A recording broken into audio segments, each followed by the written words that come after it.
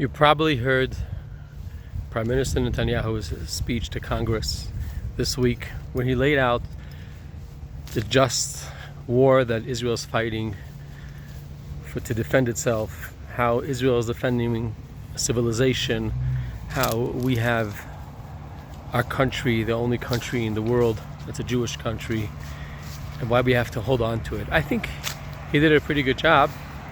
He could have gone a little further in explaining something even deeper when it comes to the Jewish people and the land of Israel. In this week's Torah reading, we read where God tells Moses how to divide the land after they conquer it, after they settle it, and how they're going to divide it to 12 tribes and 12 parts. And the way they're going to do it is they're going to have the high priest, Elazar, stand with the Urim v'Tumim, with a priestly breastplate, and it's going to have, they're going to stand with a goral, with a raffle, a lottery, where they're going to mention different names of different tribes and different sections of the land, different parcels of land, and together with the Urim v'Tumim, together with the breastplate and the goral, they'll decide which tribe gets which section.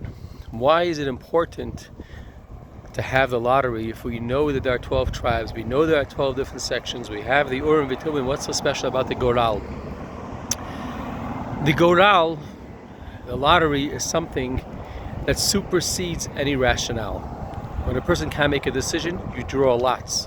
You can't decide if you want to go vacation here or you want to go vacation there. You draw a lot, and the lots will decide.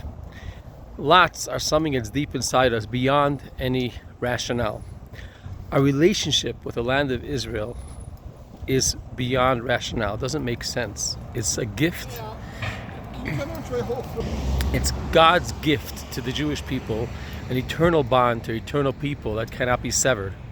It's so intrinsic, it's so connected that we never give up that connection. Even though Judaism is all about spirituality, a connection to God that supersedes any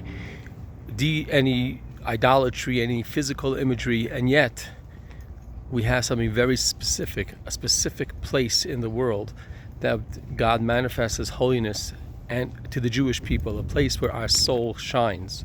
Sometimes we're on it and sometimes we are not on it, but we pray towards it. We know our prayers go up to Jerusalem. So if Netanyahu would have gone one step further and proclaimed that the land belongs to the Jewish people because it's God's gift to Am Yisrael, I think he would make even a stronger point.